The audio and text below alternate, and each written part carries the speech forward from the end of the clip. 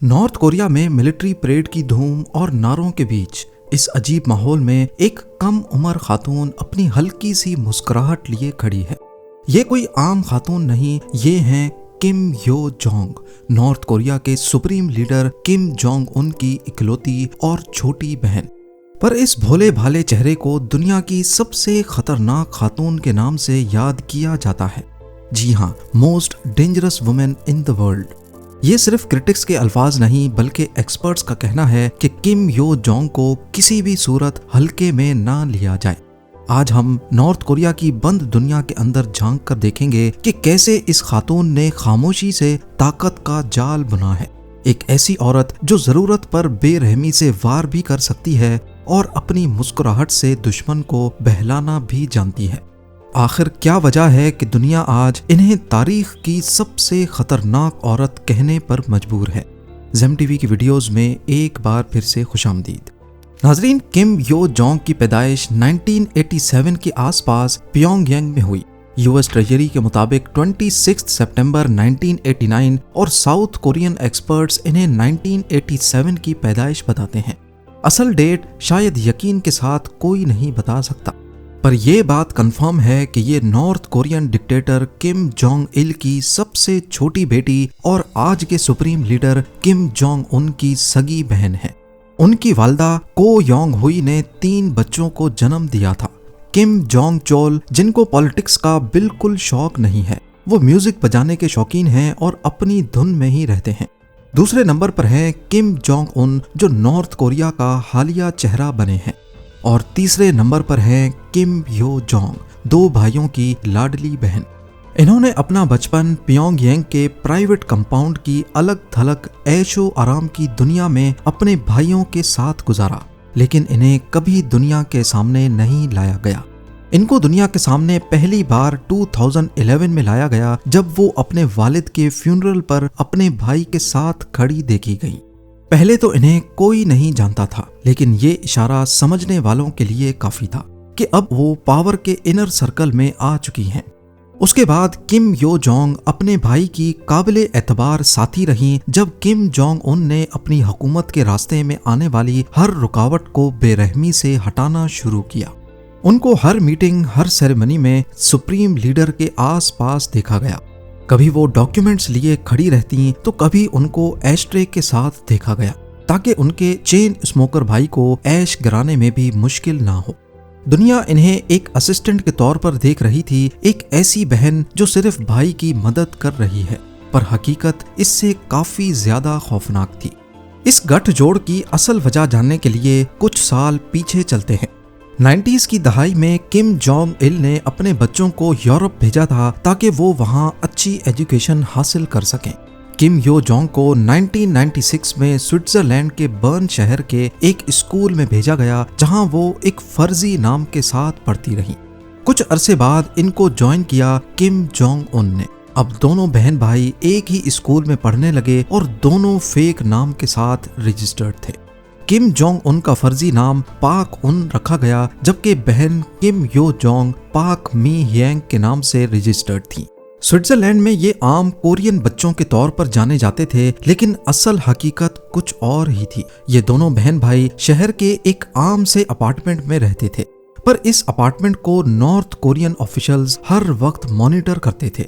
इनके साथ रिश्तेदार भी रहते थे और अंडर कवर बॉडीगार्ड्स की एक टीम भी। किम जोंग उन के क्लासमेट्स ने बताया कि अपार्टमेंट में बास्केटबॉल प्लेयर्स की फोटोज लगी थी, जो कि शायद किम जोंग उन का शौक था। लेकिन किम यो जोंग को उस वक्त भी काफी हिफाजत में रखा जाता था। कई साल तक इन्होंने कोरियन बच्चों की एक्टिंग की, लेकिन असल में उनके पीछे पूरी स्टेट मशीनरी काम कर रही थी। 2000 में किम यो जोंग वापस नॉर्थ कोरिया आ गई। 2007 में उन्होंने प्योंगयांग की किम इल संग यूनिवर्सिटी से कंप्यूटर साइंस की डिग्री हासिल की और इसी साल गवर्नमेंट की वर्कर्स पार्टी में एक जूनियर ओहदा भी अपने नाम कर लिया।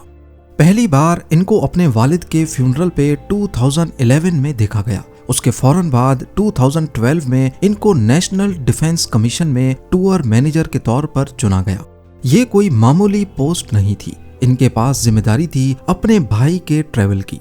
किम जोंग उन को कहाँ जाना है, किस रूट से जाना है, कब जाना है और साथ में क्या क्या जाएगा, ये सब किम यो जोंग ही मैनेज करती थी जब वो सिर्फ 23 साल की थी।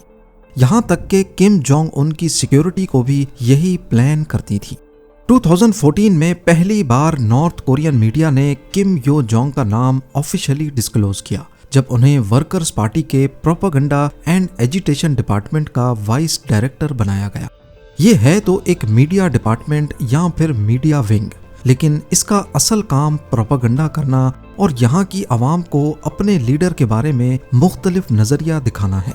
1 साल के अंदर अंदर वो खामोशी से इसी इदारे की असली मालिका बन गई। बेशक कागजों में कोई और बड़ा ऑफिसर था, लेकिन चलती सिर्फ किम योंग की ही थी। इनके पास प्रोपेगेंडा चीफ का ओहदा आ चुका था। नॉर्थ कोरिया जहां मर्दों का राज रहता है, वहां एक खातून का इतने बड़े ओहदे पर पहुंच जाना किसी मौजज़े से कम नहीं था। प्रोपेगेंडा मशीन की लगाम हाथ में लिए किम यो जोंग ने अपने भाई की पर्सनैलिटी को दादा किम इल संग की तरह मजबूत बनाने की कोशिश की। इस वक्त तक वो नॉर्थ कोरिया में जुल्म की उतनी ही जिम्मेदार थीं जितना किम जोंग उन थे, क्योंकि इनको नॉर्थ कोरिया में सुप्रीम लीडर से ज्यादा ताकतवर समझा जाने लगा। तभी 2017 में यूएस ट्रेजरी ने किम यो जोंग का नाम अपनी सैंक्शंस लिस्ट में डाल दिया। फरवरी 2018 में ये दुनिया के स्टेज पर तब चमक उठी जब वो विंटर ओलंपिक्स के लिए साउथ कोरिया गई। विंटर ओलंपिक्स को साउथ कोरिया ने दुश्मनी खत्म करने के लिए इस्तेमाल किया और नॉर्थ कोरिया को भी दावत दी। 1953 की कोरियन वॉर के बाद ये पहली बार था कि नॉर्थ कोरिया के शाही खानदान का कोई फर्द पहली बार साउथ कोरियन जमीन पर कदम रखेगा। इस हिस्टोरिकल मोमेंट पे किम जोंग उन की जगह उनकी बहन गई। स्पेशल जहाज जब साउथ कोरिया के प्योंगचैंग में उतरा तो ये दुनिया की मीडिया के लिए एक हैरत अंगेज मंजर था। इस मौके पर किम यो जोंग ने दुश्मनी में भी दोस्ती की शानदार एक्टिंग की और उनकी मुस्कुराहट मीडिया की अटेंशन बन बैठी। उन्होंने नॉर्थ कोरिया का एक सॉफ्ट इमेज दिखाया, साउथ कोरियन लीडर्स के साथ डिनर किए, उनको अपने भाई का सीक्रेट लेटर दिया। दुनिया को ये मैसेज गया कि शायद अब दुश्मनी खत्म हो गई है। लेकिन एक्सपर्ट्स का मानना है कि ये सब एक ट्रैप या प्रोपेगेंडा का हिस्सा था। इसके बाद 2018-19 में वो अपने भाई के साथ हर अहम मुलाकात में पाई गई, चाहे साउथ कोरियन के मून जय इन का हिस्टोरिक समिट हो या यूएस प्रेसिडेंट डोनाल्ड ट्रंप से मुस्कुराहट भरी मुलाकात। हर जगह वो साए की तरह किम जोंग उन के पीछे पाई गई, ये यकीन बनाते हुए कि हर तस्वीर और हर खबर में बड़े भाई का इमेज फायदेमंद रहे। 2019 के आखिर तक अमेरिका के साथ न्यूक्लियर टॉक्स नाकाम हो चुके थे। इस नाकामी का मलबा शायद किम यो जोंग पर गिरा और उन्हें खामोशी से पॉलिटिकल ब्यूरो से बाहर कर दिया गया। दुनिया ने समझा कि शायद शाही बहन का उरूज खत्म हुआ, लेकिन ये तो सिर्फ तूफान से पहले की खामोशी थी। अप्रैल 2020 में एक अजीब सूरत हाल पैदा हुई। डिक्टेटर किम जोंग उन अचानक मंजर आम से गायब हो गए। दुनिया भर की इंटेलिजेंस एजेंसीज और मीडिया में अफवाहें गर्दिश करने लगी कि शायद डिक्टेटर की मौत हो चुकी है। लेकिन इसी कहर आलूद सन्नाटे में नॉर्थ कोरियन मीडिया से एक ऐसी गरजदार आवाज निकली जिसने सबको दहशत में डाल दिया। पहली बार किम यो जोंग के नाम से एक जाती बयान जारी किया गया। उन्होंने साउथ कोरिया को डर से कांपते हुए कुत्ते से तशबीह दी जो सिर्फ भौंकना जानता है। ये सिर्फ एक धमकी नहीं थी, बल्कि दुनिया के लिए एक मैसेज था कि अगर भाई मौजूद नहीं तो बहन तख्त संभालने के लिए बिल्कुल तैयार है। नतीजा, कुछ ही हफ्तों में ना सिर्फ किम जोंग उन वापस आए, बल्कि यो जोंग को पहले से ज्यादा ताकत के साथ पॉलिटिकल ब्यूरो में बहाल कर दिया गया। इस एक वाक़े ने साबित कर दिया कि वो सिर्फ एक एडवाइजर नहीं, बल्कि इस रजीम की असली आयरन लेडी है। नॉर्थ कोरिया में ताकत का रास्ता अपनों की लाशों से होकर गुजरता है और किम यो जोंग इस खूनी खेल की एक माहिर खिलाड़ी है। 2013 में जब किम जोंग उन ने अपने सगे फूफा जैंग सोंग थाइक को गद्दार करार देकर मौत के घाट उतारा, तो कहा जाता है कि इस खौफनाक फैसले के पीछे उनकी बहन का ही दिमाग शामिल था। जैंग का जुर्म भी हैरत अंगेज था, सिर्फ इतना कि उसने एक इवेंट पर सुप्रीम लीडर के लिए दिल से ताली नहीं बजाई थी। इसी तरह 2017 में किम जोंग उन के सौतेले भाई किम जोंग नैम को मलेशिया के एयरपोर्ट पर जहर देकर मार दिया गया और दुनिया इस कत्ल के पीछे सीधा किम रजीम का हाथ मानती है। रीसेंट रिपोर्ट्स के मुताबिक नॉर्थ कोरिया में कुछ हाई रैंकिंग गवर्नमेंट ऑफिशियल्स को मौत की सजा सिर्फ इसलिए दी गई क्योंकि उन्होंने यो जोंग के सामने रिस्पेक्ट में पेश आने में थोड़ी देर कर दी थी। जून 2020 में किम यो जोंग के हुक्म पर नॉर्थ कोरिया ने साउथ नॉर्थ लिएजॉन ऑफिस की बिल्डिंग को धमाके से उड़ा दिया ताकि साउथ कोरिया को सख्त सबक दिया जा सके। ये बिल्डिंग दोनों मुल्कों के बीच दोस्ती की आखिरी उम्मीद के तौर पर काम कर रही थी। किम यो जोंग सिर्फ फैसले ही नहीं करती बल्कि उनकी जबान से निकलने वाले अल्फाज भी किसी हथियार से कम नहीं। उनका लहजा उन डिफेक्टर्स के लिए निहायत ही गलीज है जो नॉर्थ कोरिया छोड़कर भाग चुके हैं। उन्हें वो इस्कम और गलीज कीड़े कहकर पुकारती हैं और खुलेआम धमकी देती हैं कि उन्हें इस गद्दारी की खौफनाक कीमत चुकानी होगी। लेकिन उनका गुस्सा सिर्फ अपनों तक महदूद नहीं। 2023 में उन्होंने दुनिया की सबसे बड़ी ताकत अमेरिका के सदर जो बाइडेन को बुढ़ा शख्स जिसका कोई मुस्तकबिल नहीं कहकर मुखातिब किया। सिर्फ यही नहीं, उन्होंने साउथ कोरिया के प्रेसिडेंट को अमेरिका का भूखा कुत्ता तक कह डाला। इन अल्फाज से जाहिर होता है कि किम यो जोंग का अंदाज किसी मर्द डिक्टेटर से हरगिज कम नहीं और वो जब गुस्से में आती हैं तो किम जोंग उनसे कहीं ज्यादा बोल जाती हैं। आज किम यो जोंग को नॉर्थ कोरिया की डिफेक्टो नंबर 2 लीडर समझा जाता है। वो मुल्क की सबसे ऊंची डिसीजन मेकिंग कमीशन की मेंबर हैं और अपने भाई के साथ मिलकर हुकूमत चलाती हैं। ऑफिशियल तौर पर वो प्रोपेगेंडा चीफ हैं मगर हर पॉलिसी और फैसले में उनका गहरा दखल होता है। रिसेंटली उन्होंने किम जोंग उन की तरफ से कम 40 रस्मी बयानात जारी किए हैं जो पहले सिर्फ सुप्रीम लीडर ही दिया करते थे। इससे अंदाजा होता है कि वो अब खुद मुल्क की माउथ पीस बन चुकी हैं। कई एक्सपर्ट्स उन्हें नॉर्थ कोरिया की फीमेल को डिक्टेटर करार देते हैं। दुनिया ने पहले कभी नहीं देखा कि एक खातून लीडर दूसरे मुल्कों को न्यूक्लियर जंग की धमकियां दे रही हो। इन सब हालात को देखते हुए एक्सपर्ट्स मानते हैं कि अगर किम जोंग उन को कुछ हो गया तो पावर्स सबसे पहले किम यो जोंग के पास आएंगी। नॉर्थ कोरिया से फरार एक डिप्लोमेट थाई योंग हो कहते हैं कि अगर किम जोंग उन अचानक मर गया तो रूल्स के मुताबिक नई लीडरशिप यो जोंग को ही मिलेगी क्योंकि अभी तक की रिपोर्ट्स के मुताबिक किम जोंग उन का कोई बेटा नहीं है और अगर हो भी गया तो उसे मैच्योर होने में काफी टाइम लगेगा। इससे साफ साफ जाहिर होता है कि इस सूरत में अगली बारी यो जोंग की ही है।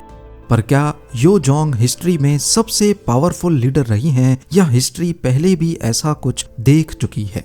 इतिहास में देखा जाए तो कुछ खवातीन ने अपने जमाने में खौफ की हुक्मरानी जरूर की है। मिसाल के तौर पर चाइनीज एम्प्रेस वू जीटियन ने 7वीं सदी में अपने शौहर के बाद ताकत पर कब्जा कर लिया और अपने मकसद के लिए अपनों को भी कुर्बान करने से गुरेज नहीं किया। यूरोप की क्वीन मैरी ट्यूडर ने छोटी सी बात पर अपने मुल्क में खून की नदियां बहा दी मगर इन पुरानी मलकाओं के पास ना न्यूक्लियर बटन था और ना ही ऐसी बंद सोसाइटी जहां कोई उनकी मर्जी के खिलाफ बोल भी ना सके। आज किम यो जोंग के पास ये दोनों चीजें मौजूद हैं। इसीलिए बहुत से लोग मानते हैं कि वो वाकई दुनिया की सबसे खतरनाक औरत बन चुकी हैं। इन सब इंसिडेंट्स के बाद अगर अब भी कोई उनके औरत होने की वजह से उन्हें कमजोर समझता है तो वो उनकी सबसे बड़ी गलती है। एक वक्त था जब दुनिया उन्हें सिर्फ एक साइलेंट सपोर्टर समझती थी लेकिन आज वो नॉर्थ कोरिया की सबसे ताकतवर और पुरअसरार औरत बन चुकी है।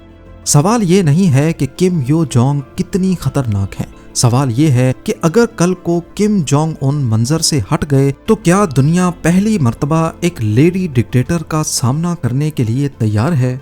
एक ऐसी औरत जिसके एक इशारे पर बिल्डिंग्स राख हो जाती हैं, ऑफिशियल्स कत्ल हो जाते हैं और जिसका गुस्सा दुनिया के बड़े मुल्कों को हिलाने की ताकत रखता है।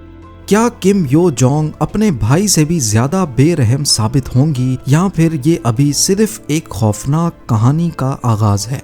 उम्मीद है ज़ेम टीवी की ये वीडियो भी आप लोग भरपूर लाइक और शेयर करेंगे। आप लोगों के प्यार भरे कमेंट्स का बेहद शुक्रिया। मिलते हैं अगली शानदार वीडियो में।